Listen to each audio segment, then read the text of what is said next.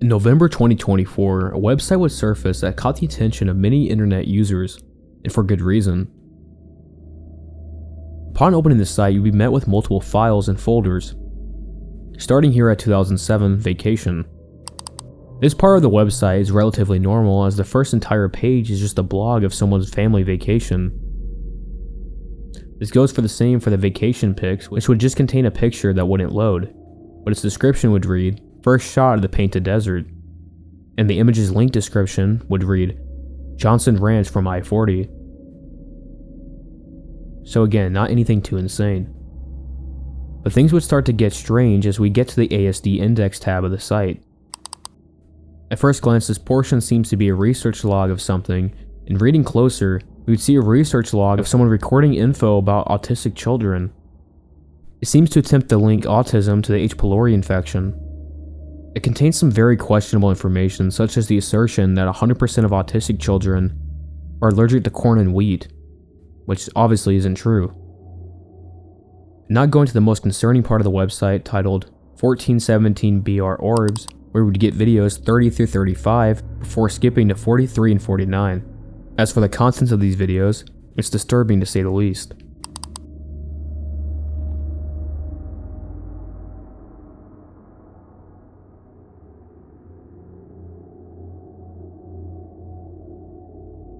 The first couple of videos is just a girl sleeping in a strange room, and it doesn't look like a hospital either. In the video 33, at the end of the video you could hear the Simpsons theme song. And in the next video you could hear a man speaking. In the last video you would see someone open the door and leave it open for some reason. So up to this point, everyone online had their own opinions and theories on what this could all mean. This would stay this way until a family member of the website owner would speak out. It turned out the owner of the website's name was Dan Judd, and his stepson would go on the channel Scare Theater and speak out about the website. Turns out these recordings was just to monitor her to make sure she was safe. But he mentions he has no clue why he would post these on the website, but he believes this was to fuel his delusion on autism that the H. pylori infection caused her autism. The whole situation is weird and seems very personal to their family. For the purposes of the video, I'm gonna leave it at that. But if you're interested in the whole story, I highly recommend watching Scare Theater's video on it. The link will be in the description and in the info cards. This is one of the most heartbreaking and disturbing stories I've came across on the internet. This is a haunting, heart-wrenching tale of a man whose life was completely derailed by something as seamlessly harmless as a supplement. What makes this even harder to process is the raw, unfiltered way he shares his experiences, documenting every painful moment through a series of logs. His honesty cuts deep, and the tragedy of the situation is undeniable. This man's journey began innocently enough. Like so many others, he was seeking to improve his life. He turned to the lion's mane mushroom, a supplement marketed as a natural and beneficial way to improve cognitive and nerve health. But instead of enhancing his well-being, it plunged him into a nightmare. His vlogs serve as a harrowing account of what he endures daily, a physical and emotional hell that most of us can't even imagine. He describes an unrelenting tightness in his head, a sensation so intense that he compares it to his forehead being superglued back. All day, just so tight, all here. It's like super. So when you put like a piece of sheet metal or super glue, all here. And doing this with my jaw, it's like a living hell. Desperate for relief, he constantly opens and stretches his jaw, but the pain remains. Over time, his body began betraying him even further. He started losing sensation in his fingertips, his left leg, and other parts of his body.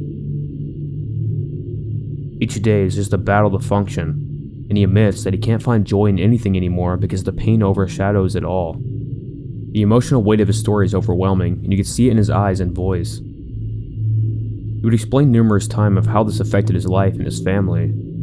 He talks about how he had dreams, beautiful, simple dreams of marrying the woman he loves and building a life together.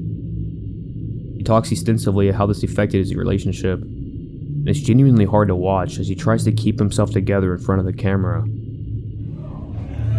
trying to enjoy New Year's Eve, but I can't. Fingertips are numb. had a couple beers just to try and relax. I still can't relax. I can't believe this happened to me.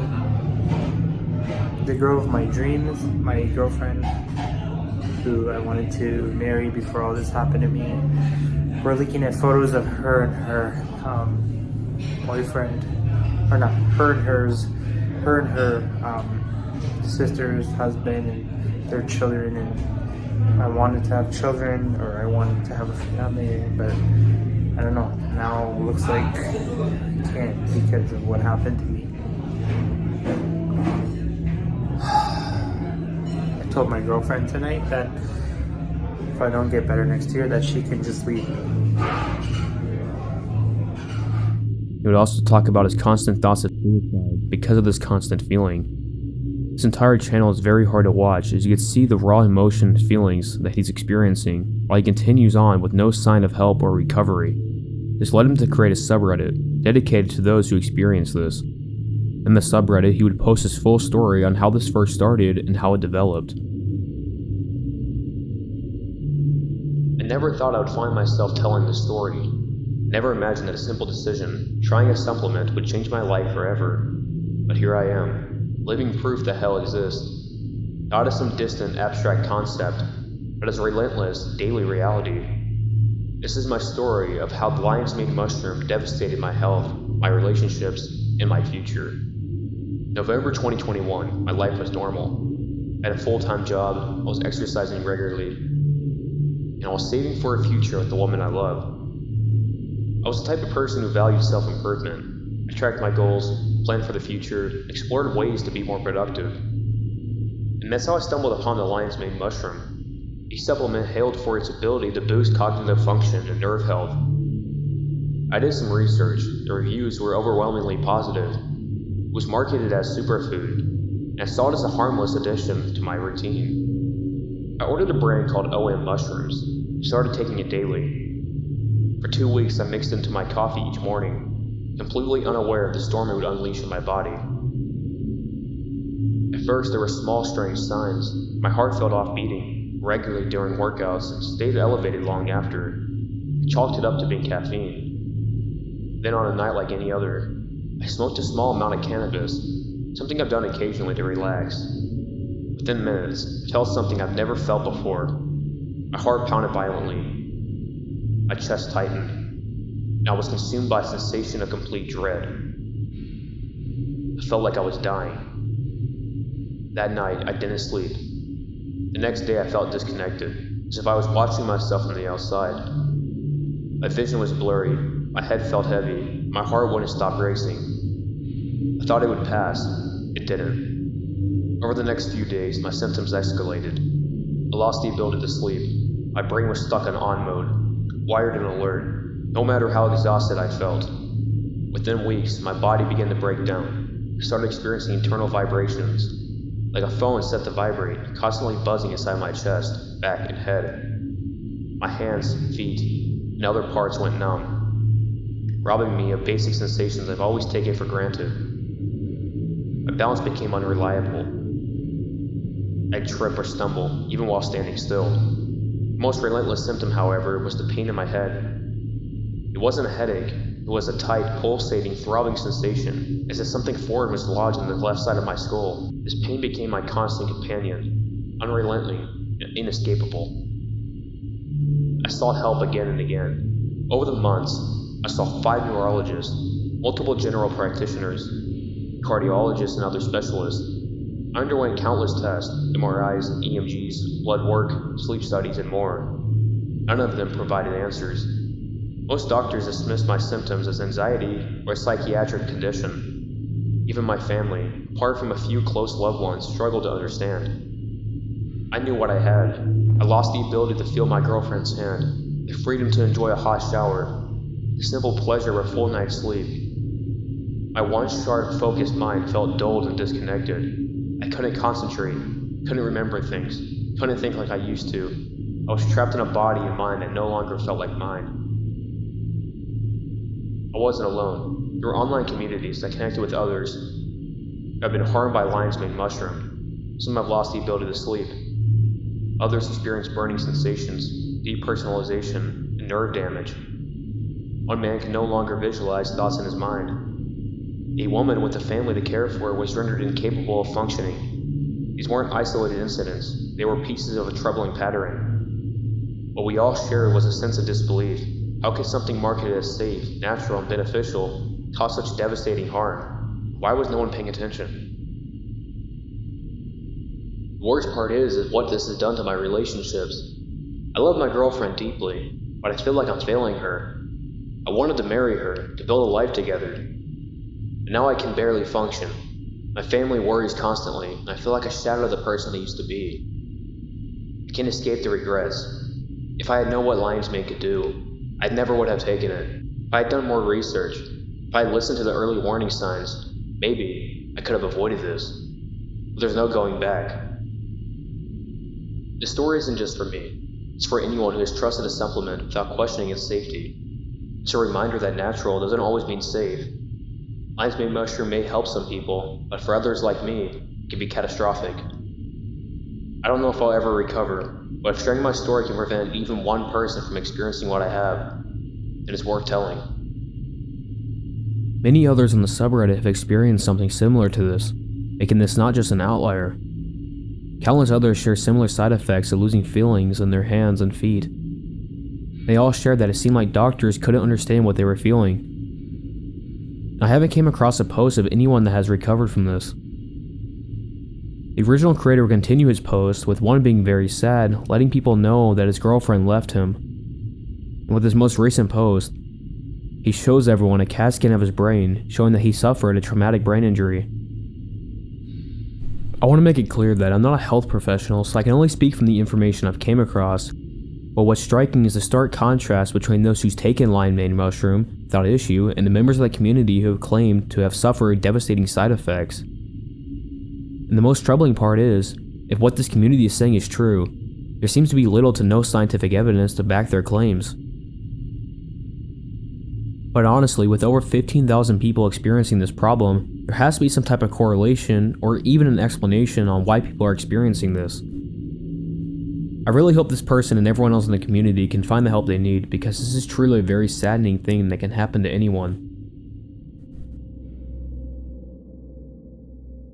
There's a video buried deep into YouTube that has haunted viewers for decades. It's known as the France Catacomb footage. It's one of the most unsettling pieces of found footage to ever surface on YouTube. The Paris Catacombs are a vast underground network of tunnels housing the remains of over 6 million people. They were originally built as limestone quarries, and these tunnels were repurposed in the 18th century to store human remains after the Paris cemeteries became overcrowded. Today, the catacombs are a tourist attraction, but the majority of this labyrinth is off limits. The grainy video shows the explorer wandering deeper and deeper into the tunnels, surrounded by walls of skulls and bones. At first, it seems like a normal exploration video until the tone shifts. The explorer's breath quickens, begins to panic. The tunnel's endless and unmarked to disorient him. At one point, he starts running, the camera shaking wildly. He drops the camera, leaving it recording as he disappears into the darkness. And to this day, we still don't know what happened to him. This baffled many viewers, with many wondering if this footage was even real. The footage feels real. The shaky handheld camera and the raw audio of the man's frantic breathing makes this footage feel genuine. It's somewhat hard to imagine someone scripting a video this chaotic so perfectly, and on top of that, the catacombs are notoriously difficult to navigate. This was staged. Whoever filmed it had extensive knowledge of the tunnels. Some argue that this fear and confusion captured in the video are genuine. The catacombs, with their lack of natural light and endless maze of corridors, can unnerve even the most unexperienced explorers. It's not unthinkable that someone can get lost and panic. But there seems to be several inconsistencies. For one, the footage surfaced as part of a documentary series, raising questions about its timing and intention. Critics argue that the explorer conveniently drops off the camera, which feels even more like a narrative choice than a real event. If this footage was truly found, where's the search effort?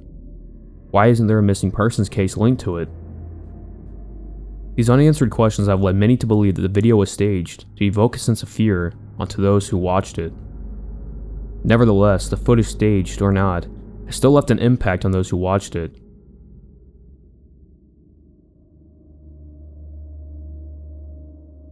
Over the span of the series, we have covered some really stupid things people have done on the internet, but this may never be topped.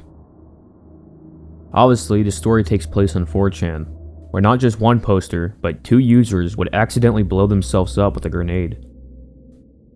The first story was a user that found a grenade in his dad's old stuff when he passed, and he would promptly ask people what to do with it.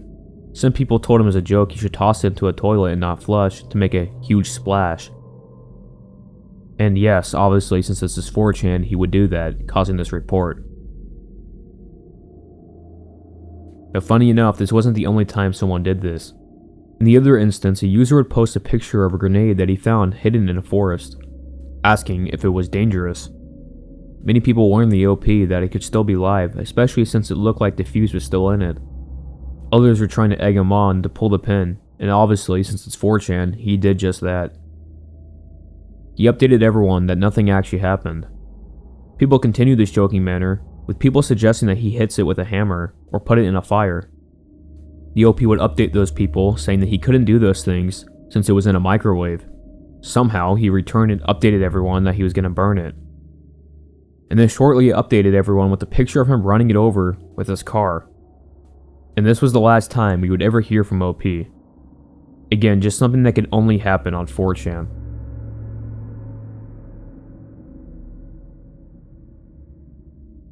On the night of September 8th, 1987, Minnie Clyde Winston, a 77-year-old woman living at 114 Fountain Drive, stepped out of her bath to a sight that would chill anyone to the core.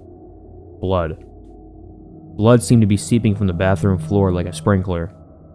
When she called her husband William, they discovered it wasn't isolated. This mysterious substance was also splattered across the walls and floors of 5 different rooms in their home. The Winstons called the police the next morning, who were equally baffled by what they found. Copious amounts of blood, as one report described. Investigators immediately declared the house a crime scene, but the twist: both Minnie and William were type A blood, while the mysterious substance tested as human blood of type O. No pets, no vermin, no sign of a crime, just blood and questions.